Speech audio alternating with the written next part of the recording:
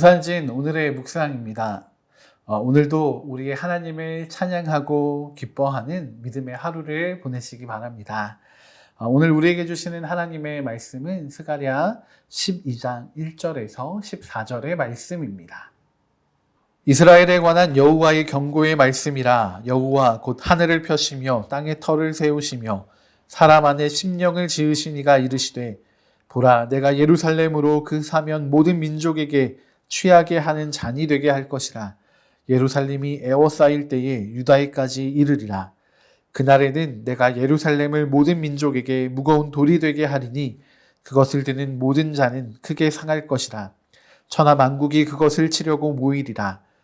여호와가 말하노라. 그날에 내가 모든 말을 쳐서 놀라게 하며 그 탄자를 쳐서 미치게 하되, 유다 족속은 내가 돌보고 모든 민족의 말을 쳐서 눈이 멀게 하리니, 유다의 우두머리들이 마음속에 이르기를, 예루살렘 주민이 그들의 하나님 만군의 여호와로 말미암아 힘을 얻었다 할지라.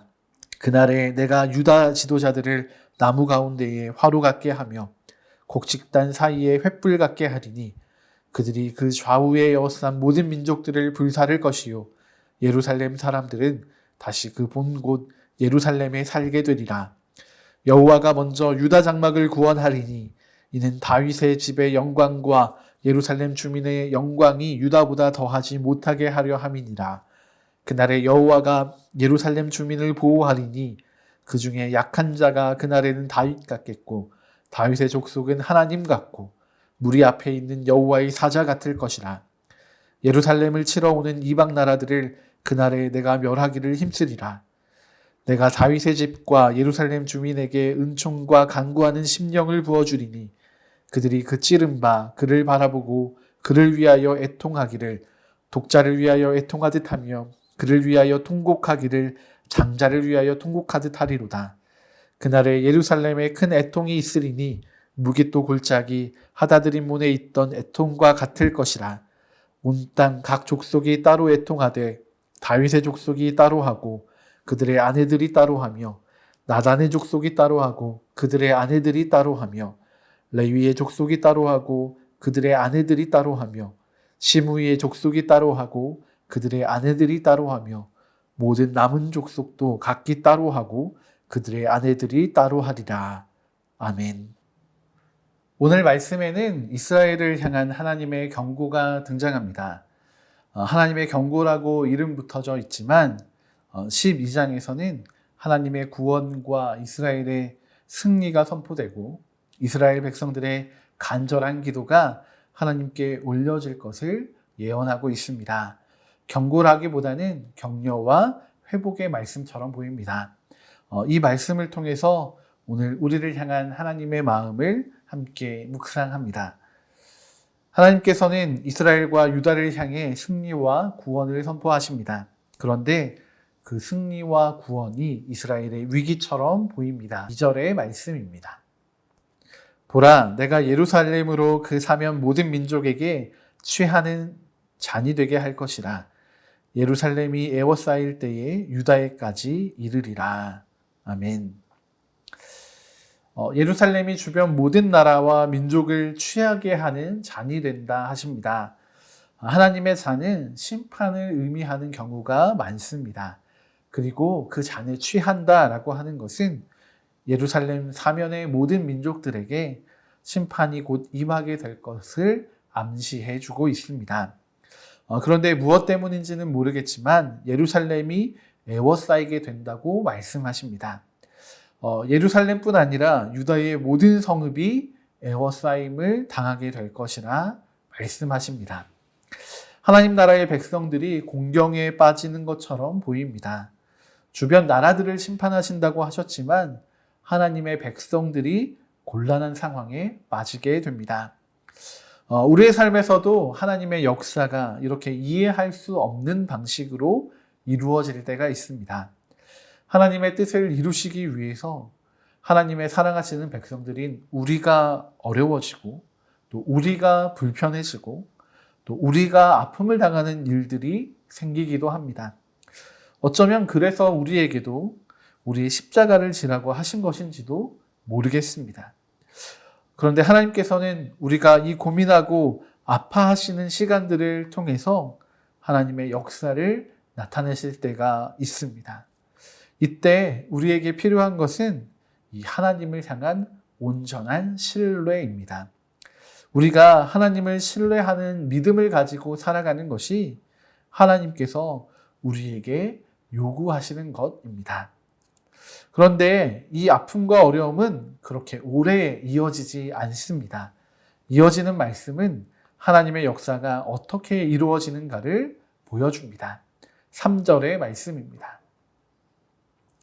그날에는 내가 예루살렘을 모든 민족에게 무거운 돌이 되게 하리니 그것을 드는 모든 자는 크게 상할 것이라. 천하 만국이 그것을 치려고 모이리라. 아멘. 천하 만국이 예루살렘을 치려고 모여들 것입니다. 유다와 예루살렘은 위기에 빠지게 될 것입니다. 그러나 하나님께서는 유다와 예루살렘이 모든 민족들에게 무거운 돌이 되게 하신다고 합니다. 함부로 이들을 건드렸다가는 크게 상하게 될 것이라 말씀하시는 것입니다.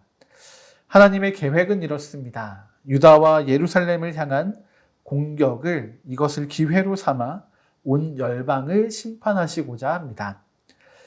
예루살렘과 유다는 하나님의 미끼와도 같은 심판의 도구가 될 것입니다. 그러나 어느 민족도 유다와 예루살렘을 상하게 하지는 못합니다. 이들에게는 하나님의 돌보심이 있기 때문입니다. 하나님께서는 유다의 지도자들을 일으키시고 그들에게 승리를 허락하실 것입니다. 하나님의 역사가 시작되었을 때는 위기에 있었으나 이제 유다와 예루살렘은 하나님의 승리와 구원을 충분히 맛보게 되었습니다. 하나님은 다윗의 집을 기억하시고 그들을 인도하시어 평안 가운데 승리 가운데 두십니다. 우리가 오늘 우리의 곤란한 상황과 형편에 있다 하더라도 하나님을 신뢰하는 믿음을 놓지 말아야 하는 이유입니다. 오늘 말씀 마지막에는 다윗 집안과 예루살렘에 사는 사람들이 애통하는 모습이 등장합니다. 구원과 승리가 선포되었음에도 이 애통함은 무엇이겠습니까? 이 애통함은 한 사람 때문입니다. 10절의 말씀입니다. 내가 다윗의 집과 예루살렘 주민에게 은총과 간구하는 심령을 부어주리니 그들이 그 찌른 바 그를 바라보고 그를 위하여 애통하기를 독자를 위하여 애통하듯 하며 그를 위하여 통곡하기를 장자를 위하여 통곡하듯 하리로다. 아멘. 여기에선 그들이 찌른 그가 중요합니다. 새번역 성경은 이 그를 나, 하나님으로 번역하고 있습니다. 유다와 예루살렘을 위하여 일하시는 하나님을 이들이 찌른 것입니다. 그리고 이제 그들의 눈이 열려 그들이 찌른 하나님을 볼 수 있게 되었고 비로소 하나님을 인식하게 된 것입니다. 그 바라봄을 시작으로 애통과 통곡이 시작됩니다. 유다 백성들에게는 승리와 구원이 선포되었습니다. 그러나 그들은 계속해서 유다 백성들은 하나님을 찔러 왔습니다. 이제 이들이 그 은혜를 기억하고 하나님의 은총과 용서를 구하는 기도를 드리기 시작합니다. 애통해하며 기도하는 이들에게 진정한 회복이 시작되는 것입니다.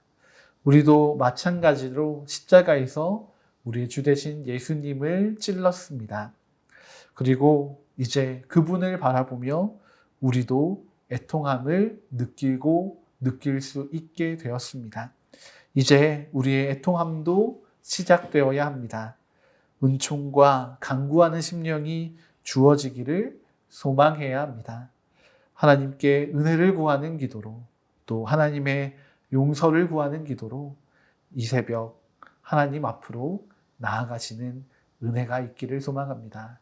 그렇게 하나님과 동행하며 하나님 앞에 머무는 귀하고 복된 하루를 보내시기 바랍니다. 함께 기도하시겠습니다. 은혜와 사랑의 하나님, 오늘도 우리가 예수님의 그 십자가를 기억하며 하나님을 기억하는, 하나님의 은혜를 소망하는 삶을 살기 원합니다.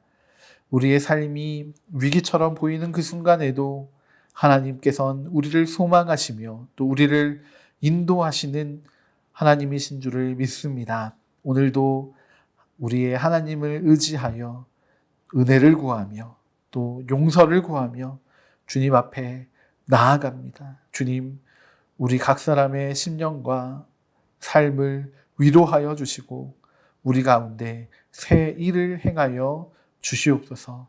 그렇게 우리가 하나님의 나라를 살아가는 귀하고 복된 하루가 되게 하여 주시옵소서. 귀하신 주 예수 그리스도의 이름으로 감사드리며 기도드립니다. 아멘.